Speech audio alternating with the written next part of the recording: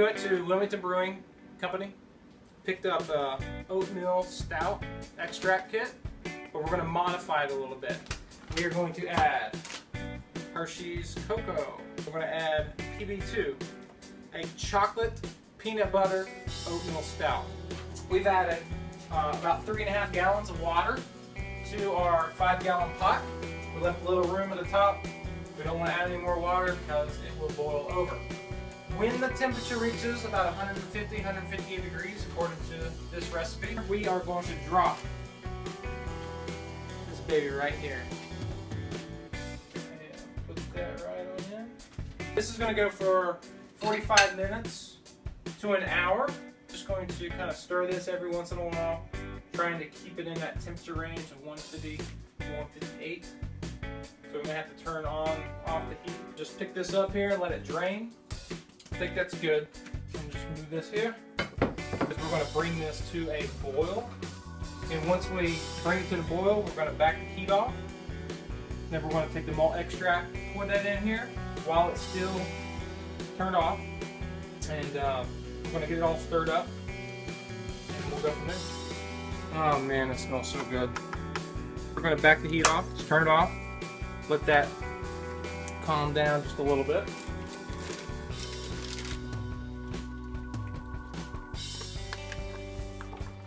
All right, once we get this first package of extract stirred in, we're going to do the other packet.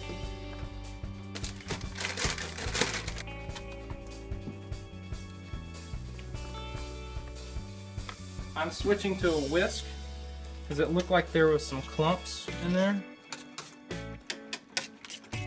I bring this back up to a boil now. Keep an eye out for foam in case it gets too high and it starts to come over.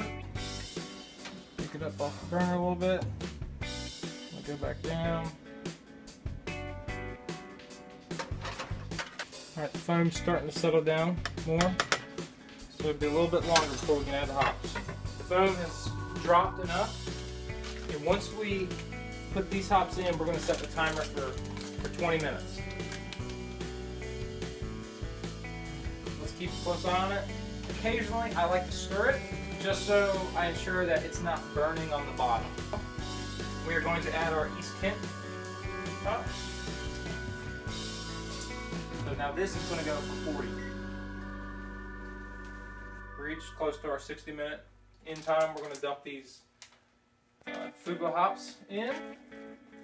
I'm going to let these dissolve, and we'll start doing a little experimentation with Hershey's Cocoa and the PB2. We're going to start with a 1/2 cup of unsweetened cocoa powder. So now we're going to add a 1/2 cup PB2.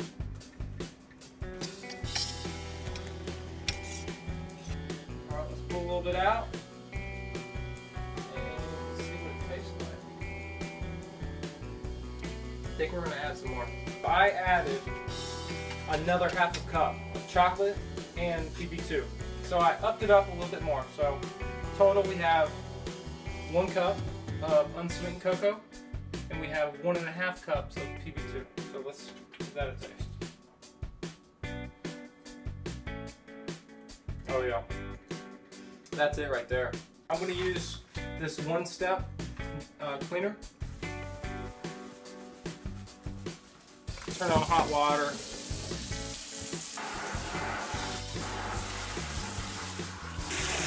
Throw this bucket down. We turn this spout open. Let it pour through to clean the spout. At the same time, I'll take my lid, just kind of rinse that down with that solution. My airlock, go ahead and rinse that with this solution. Okay.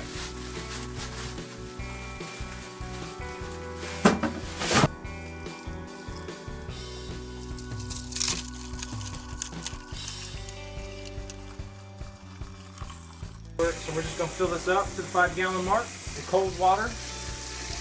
And the goal is to get it around 73 degrees. We are at our 5-gallon mark. We're going to take our beginning gravity, So it looks like it's settling on 1.058. That's the beginning gravity. Now we're ready to pour our yeast in. We're going to seal it up. Our airlock on it. And just put a little water in there. There's usually a fill line that you fill it up to. This will keep it protected so no contaminants getting in it. So we'll just push this lid down, get it sealed, and we'll just wait for 3 weeks. And we'll go from there.